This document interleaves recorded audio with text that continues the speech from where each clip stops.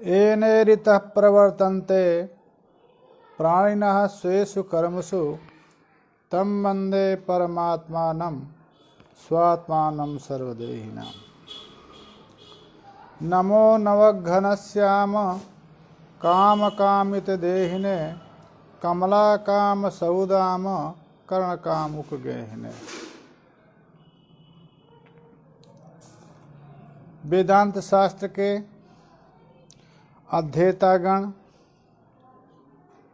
एवं संस्कृतम शौर्यम के संचालक श्रीमान राजकुमारी पंचदशी का महाभूत विवेक प्रकरण चल रहा है। उसमें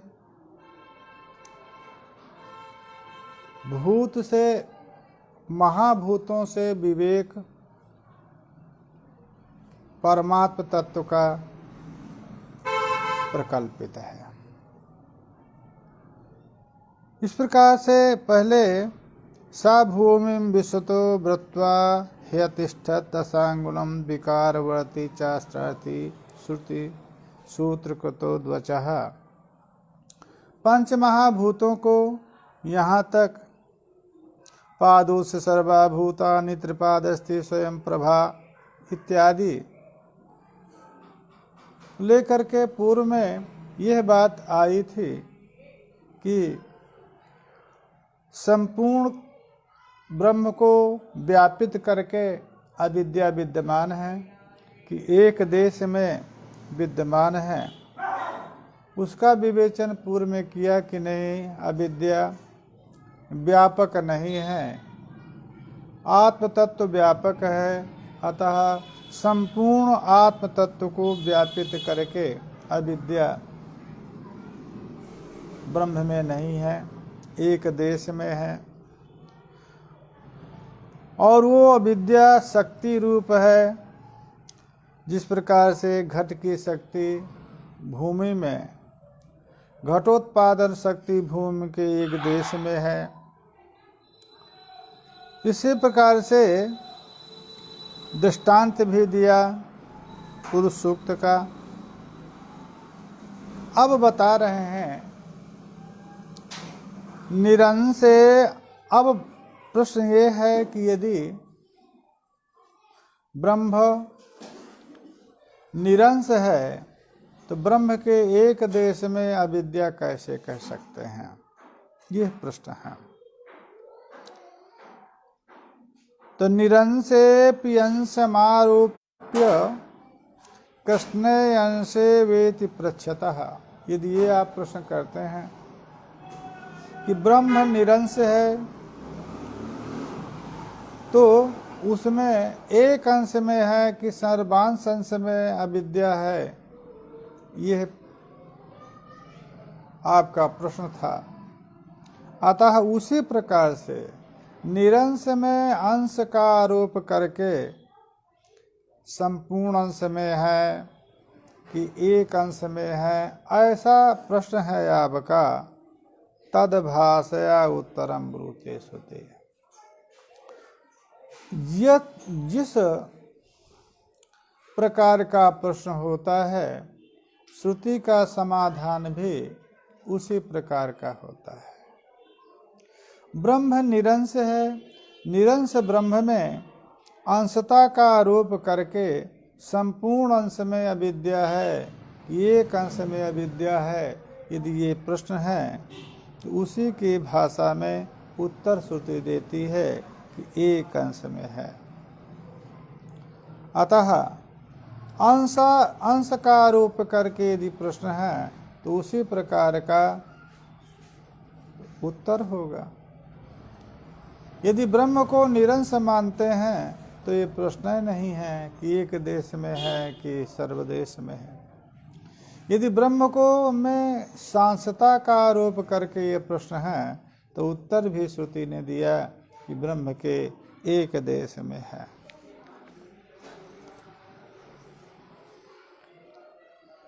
सतो व्योमत्वमापन्नम व्योम्नः सत्तान्तु लौकिकाः तार्किकाश्च अवगच्छन्ति मायायाः उचितं हि तत्। सतः व्योमत्वमापन्नम, सतः व्योमत्वमापन्न सद वस्तुनः आकाश रूपत्वम प्राप्तम। ये बताना चाह रहे हैं कि जितने वेदादि रूप में प्रतीति है जगत की, वो जगत ब्रह्म सदस्वरूप ब्रह्म से भिन्न नहीं है।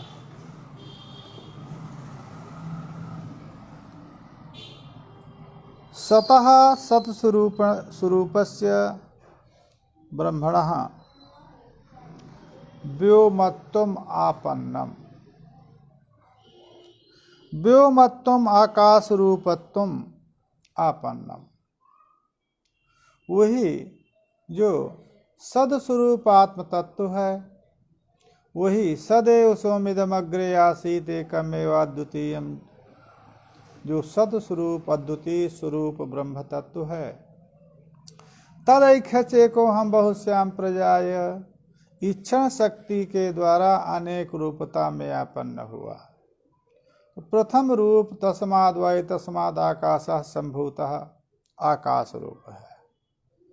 तो सत्स्वरूप आत्मा आकाशत्वम आपन्नम, व्योमत्वम आपन्नम मन आकाश रूपता आपन्न, आपन्नता सत्स्वरूप ब्रह्म ही आकाश रूप में व्योमत्व रूप में आपन्न हुआ।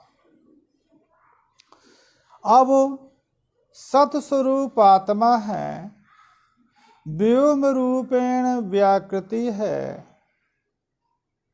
अतात्विक परिणाम है व्योम रूप में, परंतु लौकिकाः व्योमना सत्तान्तु। लौकिक तथा तार्किक व्योम की सत्ता मानते हैं। ये माया के लिए उचित ही है।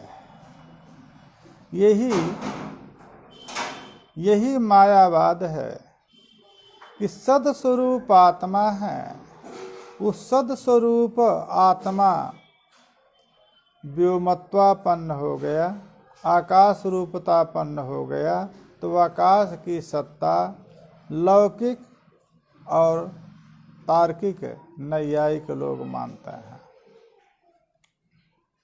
दूसरे प्रकार से कहें, सतस्वरूप जो आत्म तत्व है, उसमें आत्म तत्व में आकाश का आरोप हो गया, तो आरोपित आकाश की कोई सत्ता न होने पर भी जो अधिष्ठान भूत आत्म तत्व है, उसकी सत्ता आत्मा में भाषित होती है।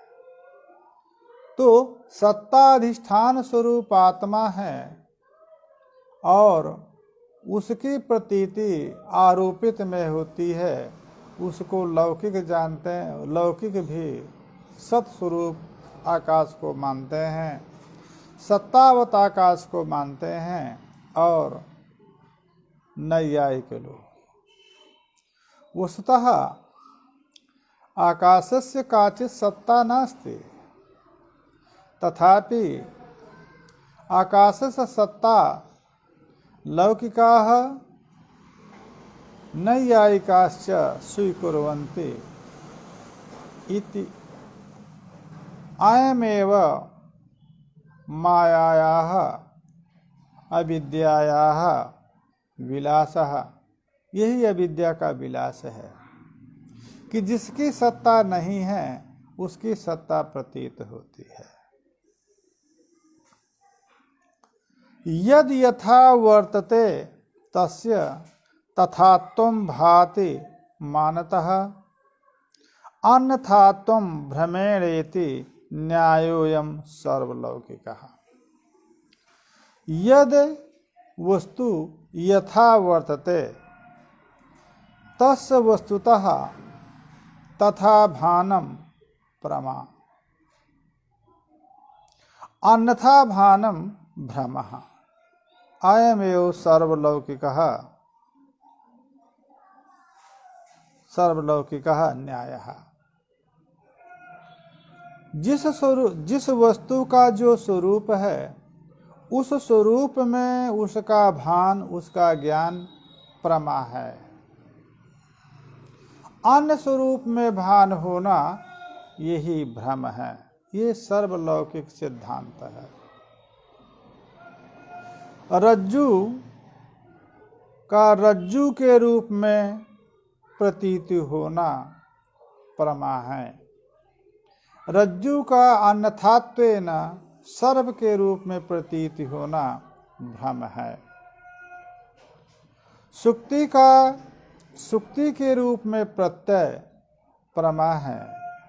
असुक्ति का रजत के रूप में जो प्रत्यय है, ज्ञान है, वो भ्रम है। ये सर्वलोक सिद्धांत सम्मत है। तो सत्स्वरूप आत्मा है, उसकी आत्मा की सत्ता प्रतीति यथार्थ है, प्रमा है। उसमें आरोपित जो वेदादि प्रपंच है उसकी सत्ता प्रतीत होना भ्रम है। अतः ये मायावाद, यही माया का ऐन्द्रजाली के समान माया का यही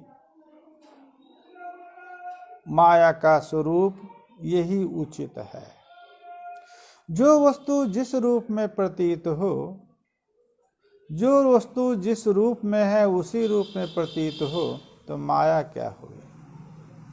जिस रूप में जो वस्तु है उस रूप में न प्रतीत हो तो करके अन्य रूप में प्रतीत हुई तो माया हुई। अतः जब तक अविद्या है, माया है, तब तक ब्रह्म, अद्वय ब्रह्म का जो स्वरूप है वो प्रतीत नहीं होता। वही अद्वय ब्रह्म, सत्स्वरूप अद्वय ब्रह्म जगत आदि के रूप में प्रतीत होता है। अविद्या उसका कारण है। अविद्या की निवृत्ति हो जाने पर वही अद्वय ब्रह्म सद्रूप में प्रतीत होता है। एवं श्रुति विचारात् प्राग यथा यद वस्तु भासते विचारेण विपर्ययेति ततस्तच्चित्यतां वियत्। श्रुति विचारात् प्राग, वेदांत वाक्य विचार के पूर्व तक यद वस्तु यथा, जो वस्तु जिस प्रकार की है, तथा भासत है। तो अद्वय आत्म तत्व विचार के पूर्व, अद्वय आत्म साक्षात्कार के पूर्व जो भी वस्तु है, जो भी वस्तु का जो स्वरूप है तद रूप में भाषित होती है। और वही विचार के बाद विपर्य है, विपरीत प्रतीति हो जाती है।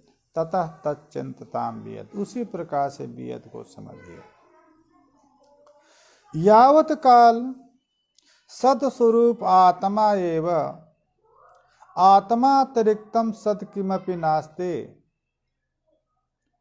यह श्रुति का विचार जब तक नहीं होता, श्रुति जन्य प्रमा आत्मातिरिक्त सत कोई पदार्थ नहीं है, जब तक यह प्रमा नहीं हो जाती तब तक जो वस्तु जिस प्रकार की है उसका भाषण होता रहता है।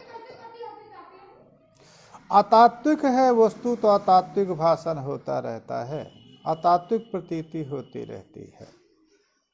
जब विचार हो जाता है, वेदांत वाक्य का विचार जब हो जाता है, तो वेदांत वाक्य विचारोत्तर आत्मा ही सत है, तद अतिरिक्त कोई सत नहीं है, यह प्रतीति होती है। उसी प्रकार से आकाश के विषय में भी चिंतन करना चाहिए। आकाशम सत, यह जो प्रतीति है, तो जो आकाश का स्वरूप है तद रूप में उसकी प्रतीति हो रही है, परंतु कब तक? जब तक श्रुति का विचार नहीं है। यद रूपेण यद वस्तु, अर्थात यद धर्मवत्वेन यद गुणवत्वेन, जो वस्तु प्रतीत होती है वो वस्तु व्यवहार उत्पादक होकर के तद्वत उसका भान होता है। शब्दाश्रयत्व, शब्द गुणक, सर्वधर्मक आकाश वस्तु है, उसका उसी प्रकार से प्रतीति कब तक होगी? जब तक श्रुति वाक्य का विचार नहीं होगा। श्रुति वाक्य के विचार के उत्तर काल में ये आत्म साक्षात्कार हो जाने के बाद ये जो आकाश आदि अतात्विक पदार्थ हैं, भ्रम रूप हैं, उनकी प्रतीति बाधित हो जाती है। जब तक अधिष्ठान स्वरूप इदमावच्छिन्न चैतन्य का जब तक ज्ञान नहीं है, तब तक सुक्ति में जैसा रजत है प्रातिभाषिक ही है, तो वो प्रातिभाषिक रजत की प्रतीति होती रहती है। अधिष्ठान स्वरूप सुक्ति के ज्ञान हो जाने के बाद रजत की प्रतीति नहीं होती है, रजत का बाद हो जाता है। उसी प्रकार से जब तक श्रुति विचार नहीं होता है, वेदांत वाक्य नेह नानास्ति किंचन इत्यादि श्रुतियों का विचार नहीं होता, तब तक आत्मा में आरोपित जो वस्तु है, जो वस्तु का धर्म गुण है, तद्वत्वेन उसकी प्रतीति होती है। भिन्ने वियत सति शब्द भेदाद बुद्धिश्च भेदतः वायादिषु अनुवृत्तम सत न तो बेमिति भेदधि। वस्तुतः सत आत्मा और वियत, इसका भेद कैसे प्रतीत होगा? श्रुति विचार के अतिरिक्त विचार युक्ति दे रहे हैं कि वियत सति भिन्न, वियत च सच्च इति वियत सति। वियत आकाश असत आत्मतत्व भिन्न है। क्यों भिन्न है? कहा शब्द भेदात बुद्धे भेदतस्य, शब्द भेद से वियत शब्द और सत शब्द पर्याय नहीं है। यदि कोई कहे कि आकाश ही सत है, उसके लिए कह रहे हैं कि आकाश सत नहीं हो सकता है। सत और आकाश दोनों भिन्न पदार्थ हैं। कैसे? कहा शब्द भेदात, सत पद और आकाश पद दोनों भिन्न हैं।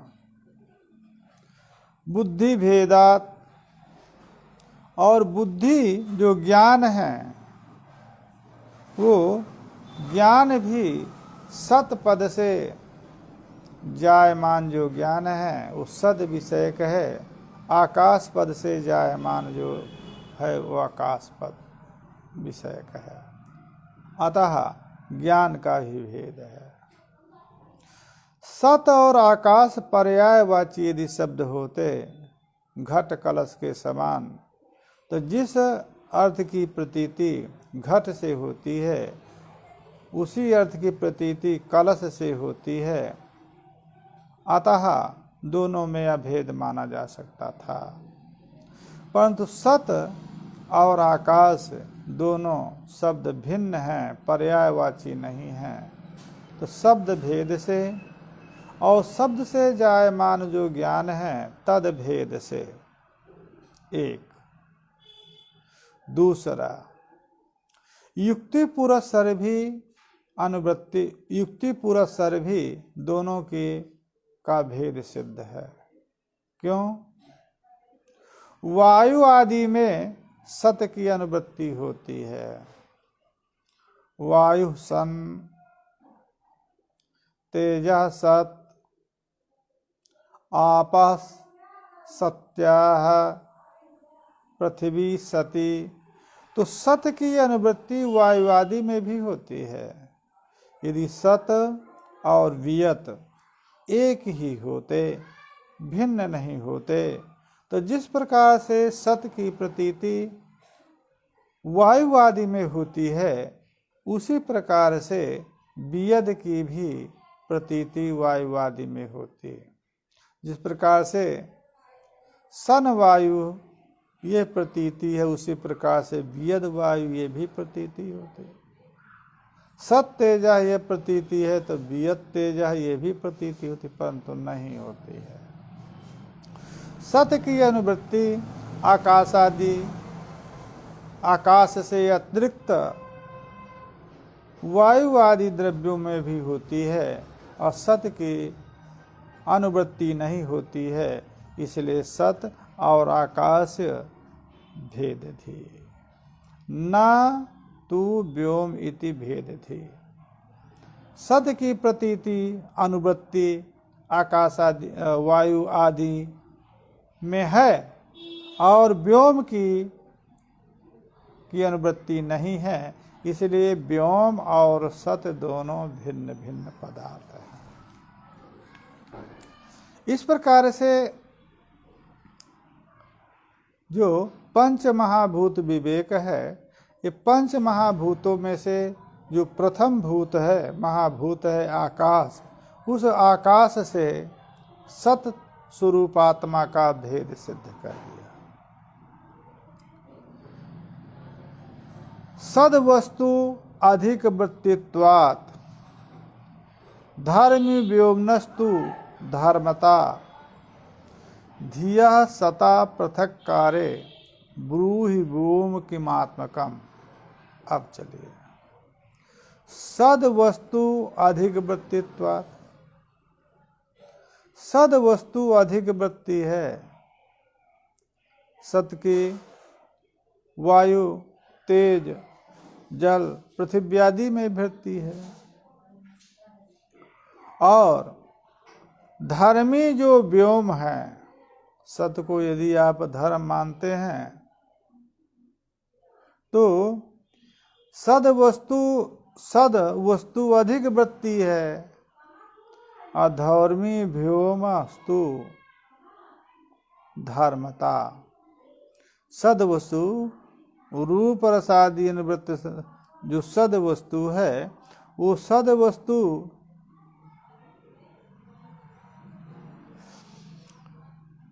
सद वस्तु अधिक वृत्तित्वात् धर्मिणः व्योमनस्तु धर्मता धिया सतः पृथक कारे ब्रूहि व्योम किमात्मकम। जब सद वस्तु अधिक वृत्ति हो गया तो धर्मिणो व्योमनस्तु धर्मना, तो सद्वृत्तित्वात् सद वस्तु अधिक वृत्तित्वात् धर्मी, वो धर्मी होगा। और व्योम जो है, व्योम की धर्मता है।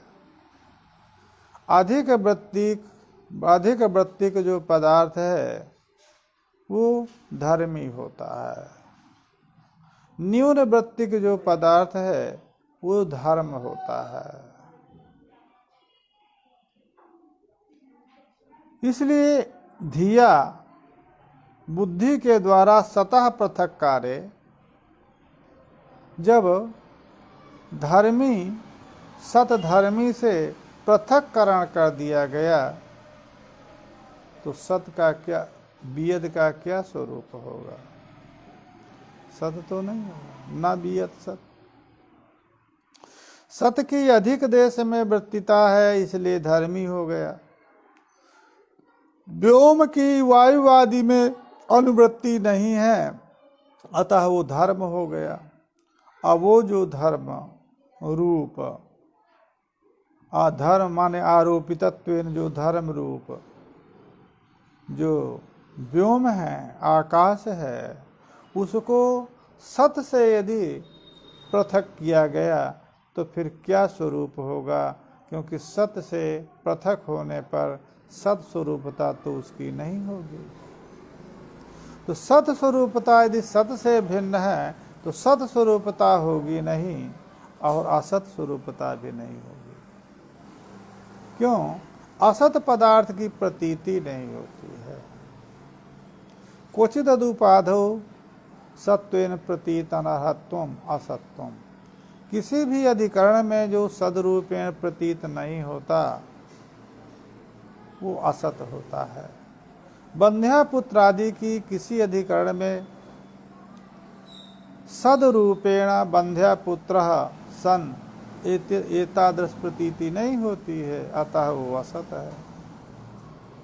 अवियद की प्रतीति हो रही है, इसलिए वो असत भी नहीं हुआ। सद से पृथक है, इसलिए सद विलक्षण हो गया। असत नहीं है, इसलिए असत विलक्षण हो गया। तो सत और असत विलक्षण अनिर्वचनीय है। न सत्वेन वक्तुम शक्य है, न सत्वेन वक्तुम शक्य है, अतः अनिर्वचनीय मिथ्याभूत होगा। ब्रूहि व्योम किमात्मकम, क्या स्वरूप होगा उसका? सत स्वरूप हुआ ही नहीं, प्रतीत हो रहा तो असत स्वरूप होगा ही नहीं। तो सिद्ध है कि न सत है न असत है, सद सद विलक्षण अनिर्वचनीय रजत है। अवकाशात्मकम तच्चेत असदिति चिंतताम, भिन्नम सतो असच्च नेति वक्षि चेत व्याहतिस्तव। कहा अवकाशात्मक यदि आप सोच लेते हैं, अवकाश रिक्त स्थान, यदि रिक्त स्थान आत्मक यदि व्योम को स्वीकार करते हैं, चेत असत ततिथि, तब तो असत ही होगा। यदि व्योम का स्वरूप अवकाशात्मक स्वीकार कर रहे हैं, रिक्त स्थानात्मक स्वीकार कर रहे हैं, चेत असत तत्, तब तो असत ही होगा। यदि चिंतता भिन्नो सतो असच्च न इति वक्षि चेद व्याहति। यदि आप कहते हैं सतो भिन्नम असत न, कहा ये भी आप नहीं कहते हैं, बद तो व्याघात है। क्योंकि आप सत भिन्न भी कह रहे हैं और फिर कह रहे हैं कि असत नहीं है, तो सत भिन्नम सतो असच्च न इति व्याहति है। सतो विलक्षण ससत्वम नास्ति वह तो दो समाह। सत से विलक्षण असत तो नहीं है, ऐसा यदि आप कहते हैं तो सतो भिन्नम कह रहे हैं और असत नहीं कह रहे हैं, तो सत से भिन्न जो है वो असत नहीं है तो और क्या है? कहा कैसे असत होगा? असत पदार्थ की तो कहीं प्रतीति नहीं होती है। पूर्व पक्षी कह रहा है कि असत कैसे होगा? सत से भिन्न होने पर भी असत नहीं हो सकता है, क्योंकि असत बंध्या पुत्र आदि की कहीं पर प्रतीति नहीं होती है। तब कह रहे हैं भातीति चेत भातु नाम भूषम मायिकस्य तत्, यद असत भासनम तन मिथ्या स्वप्न गजाति। कहा यदि आप कहते हैं कि उसकी प्रतीति होती है, इसलिए असत विलक्षण होने पर भी सत स्वरूप से भिन्न होने पर भी असत नहीं है, कहना अच्छा ही है। असत होने पर भी यदि उसकी प्रतीति होती है तो ठीक ही है। क्यों? मायिकस्य तद्भूषणम, मायिक ऐन्द्रजालिक, ऐन्द्रजालिक जो पदार्थ है, मिथ्याभूत जो पदार्थ है, मायाजन्य जो पदार्थ है, वो न रहने पर भी प्रतीत होना ही उसका लक्षण है।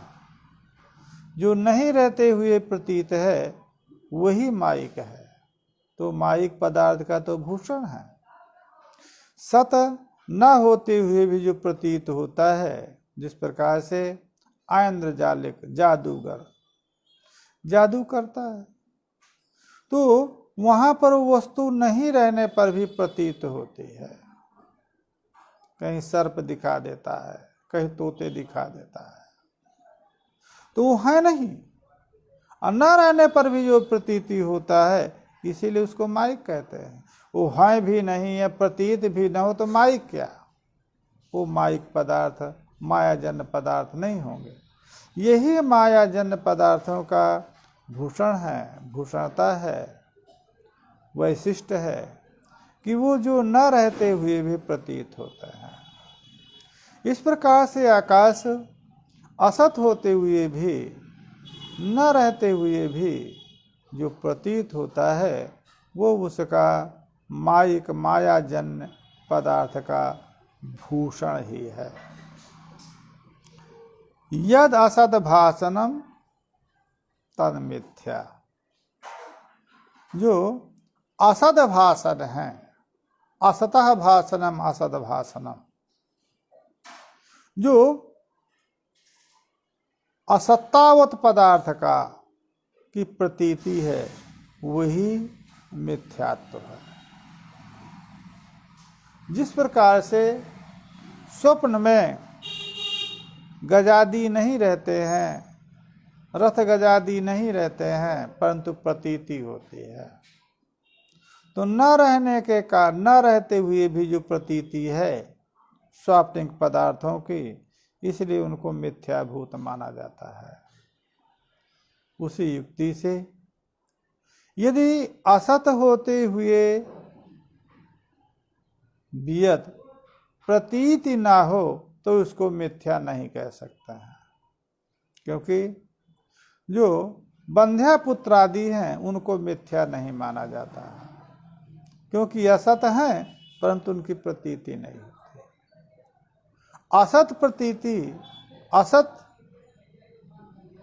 असत्तावत पदार्थ का ज्ञान होना ही उस ज्ञान का और उस विषय का मिथ्यात्व है। जिस प्रकार से स्वप्न गजादि न रहते हुए भी प्रतीत होते हैं, इसलिए मिथ्या है, और स्वाप्निक जो गजादि का ज्ञान है वो भी मिथ्या है। जाति व्यक्ति देहि देहौ गुण द्रव्ये यथा पृथक वियद सतो तथैवास्तु पार्थक्यम कोत्र विस्मयः। वियद और सत का पार्थक्य बता रहे हैं। जिस प्रकार से जाति और व्यक्ति, ठीक है, व्यक्ति तादात्म्यापन्न जाति की प्रतीति होती है, समूह संबंध से व्यक्ति में जाति की प्रतीति होती है। जाति का अभिव्यंजक व्यक्ति को माना जाता है, परंतु जाति और व्यक्ति भिन्न पदार्थ हैं। जाति जो गोत्र जाति है वो कपिला गौ में भी है, कृष्णा गौ में भी है, परंतु कृष्णा गौ कपिला गौ से भिन्न है। जाति नित्य हो करके अनेक व्यक्ति समवेत है। अब व्यक्ति अपने अवयव में ही संवेत है, स्वावयव में ही व्यक्ति संवेत है, और जाति प्रत्येक व्यक्ति में संवेत है। अतः जाति और व्यक्ति भिन्न भिन्न है। देही और देह दोनों भिन्न भिन्न हैं, शरीर और आत्मा भिन्न है, क्योंकि शरीर 3 प्रकार के देह माना है वेदांत में। कारण देह, सूक्ष्म देह है और भौतिक देह है। तो भौतिक देह को तो हम देख ही रहे हैं, उत्पन्न होते हुए भी, विनष्ट होते हुए भी। तो भौतिक देह आत्मा नहीं है, आत्मा नित्य है, भौतिक देह उत्पन्न और विनाशशाली है। जो सूक्ष्म देह है, वो सूक्ष्म देह भी अपंचीकृत महाभूतों के से जायमान है, जिसमें 5 ज्ञानेंद्रियां, 5 कर्मेंद्रियां, 5 प्राण और मन और बुद्धि, 17 अवयव होते हैं। ये अपंचीकृत महाभूतों से जायमान है। अपंचीकृत महाभूतों के तत्तद सत्वांश से ज्ञानेंद्रियों की उत्पत्ति है, और तत्तद और सत्वांश समुदाय अंतःकरण है, जिसका परिणाम मन और बुद्धि है। और अपंचीकृत महाभूतों के तत्तद रजांश से कर्मेंद्रियों की उत्पत्ति है, और रजांश समुदाय प्राण है, जिसके 5 व्यापार हैं। अतः 5 महाभूत यदि अनित्य हैं, तो उससे जायमान जो सूक्ष्म शरीर है वो भी अनित्य है। देह ही जो आत्मा है वो नित्य है। तीसरा जो शरीर है, देह है, वो कारण देह, जिसको अविद्या कहता है। तो कारण देह का जब तक, कारण देह रूप अविद्या की जब तक निवृत्ति नहीं होती, तब तक सूक्ष्म देह की निवृत्ति नहीं होती है। कारण देह अनादि तो है, परंतु शांत है। अविद्या अनादि है, परंतु आत्म साक्षात्कार से उसकी निवृत्ति है, अतः वो भी नित्य नहीं है। तो तीनों प्रकार के देहों को हमने बता दिया कि देह तीनों प्रकार के देह, कारण देह, सूक्ष्म देह, स्थूल देह, और देह ही में भेद है। गुण और द्रव्य भी भिन्न भिन्न है। क्यों? गुण द्रव्य में समवाय संबंध से उत्पन्न होता है नैयायिकों के यहाँ। मीमांसक गुण को भिन्ना भिन्न मानते हैं, द्रव्य से भिन्न भी है, अभिन्न भी है। अतः द्रव्य और गुण एक नहीं है। यदि द्रव्य और गुण एक होते तो गुण की द्रव्य में समवाय संबंध से उत्पत्ति कैसे कहे जाते हैं, क्योंकि वो गुण द्रव्य रूप ही है। अतः क्षणिक द्रव्य, उत्पन्न द्रव्य क्षण क्षण एक क्षण तक निर्गुण रहता है, फिर गुण की उत्पत्ति होती है। अतः गुण भी पृथक है। जाति व्यक्ति पर भिन्न है, आत्मा देह भिन्न है। गुण द्रव्य जिस प्रकार से भिन्न आप मानते हैं, उसी प्रकार से वियद सतो हो तथैव अस्तु। यह इसलिए बताना अनिवार्य था, क्योंकि सत से भिन्न कैसे आकाश को कहा जाए, क्योंकि आकाशम सत यह प्रतीति होती है। तो उसी को उसी प्रकार का दृष्टांत दे करके बताया, कहा जिस प्रकार से घटत्व घट से भिन्न है। प्रतीति तो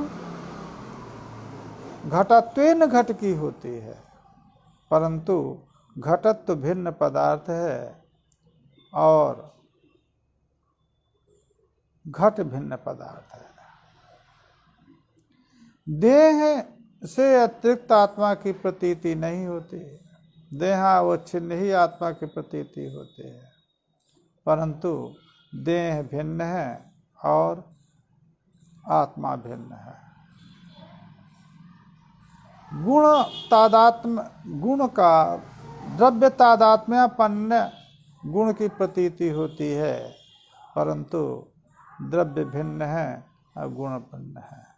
उसी प्रकार से सत तादात्म्यपन्न वेद की प्रतीति होती है, परंतु सत जो है उससे भिन्न है। इसमें कोई विस्मय करने की आवश्यकता नहीं। यदि आपको जाति व्यक्ति के भेद में, देह आत्मा के भेद में, द्रव्य गुण के भेद में यदि कोई विस्मय नहीं है, संदेह नहीं है, तो वेद और सत के भेद में भी संदेह नहीं करना चाहिए। अब बुद्धोपभेदो नो चित्ते निरूढ़िम याति चेत तदा अनैकाग्र्यात् संशयाद्वा रूढ़्याभाव असत्य बद। अब इस प्रकार से भेद ज्ञात है, ज्ञात भेद है, युक्ति से सत और वेद का भेद सिद्ध है, फिर भी यदि आपकी बुद्धि में नहीं आता है, यदि चित्ते निरूढ़िम चेत ना आती, फिर भी आपके चित्त में, हृदय में, मन में निरूढ़ नहीं हो रहा है,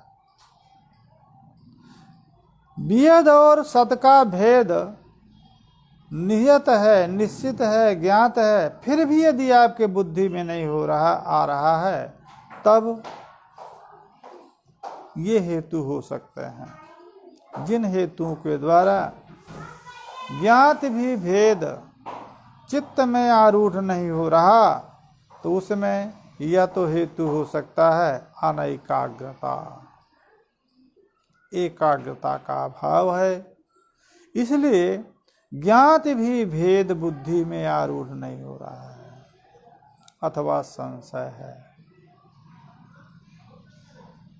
संशय के कारण अथवा रूढ़ि का अभाव है। ये अनेकाग्रता, संशय, अरूढ़ि अभाव, ये तीन कारण हो सकते हैं। ये तीन कारणों में से कोई कारण है जिस कारण को आपको कहना होगा कि ज्ञात भी भेद, सद और वेद का ज्ञात भी भेद चित्त में आरूढ़ नहीं हो रहा है। तो आरूढ़ि, चित्त में आरूढ़ का प्रतिबंधक या तो अनेकाग्रता है, या तो संशय है, या अरूढ़ि अभाव है। इति ते बत, उनमें से सबसे आपको करना होगा, यदि अनैकाग्रता से ज्ञात भेद भी बुद्धि में आरूढ़ नहीं होता, प्रथम हेतु हो सकता है अनैकाग्रता। उस अनैकाग्रता के लिए आपको क्या करना होगा? अप्रमत्तो भव, ध्यानात् आद्य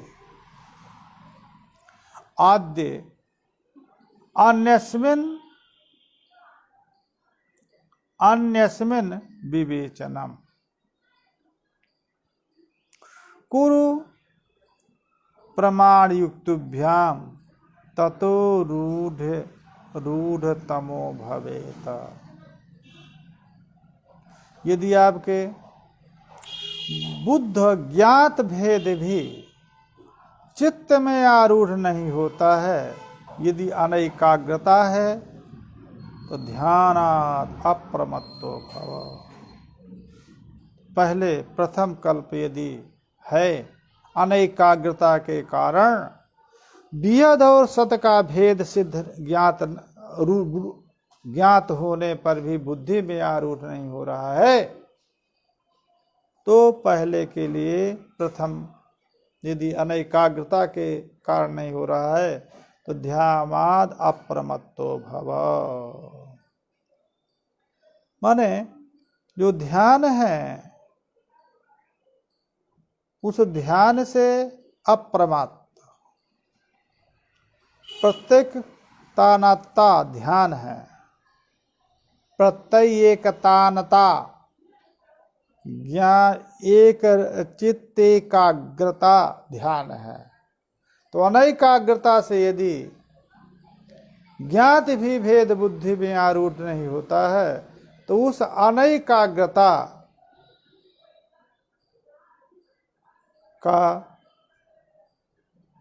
की दूरी होगी ध्यान से।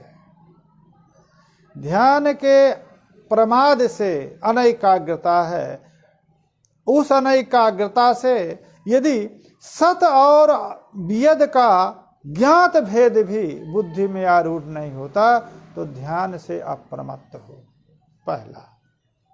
दूसरा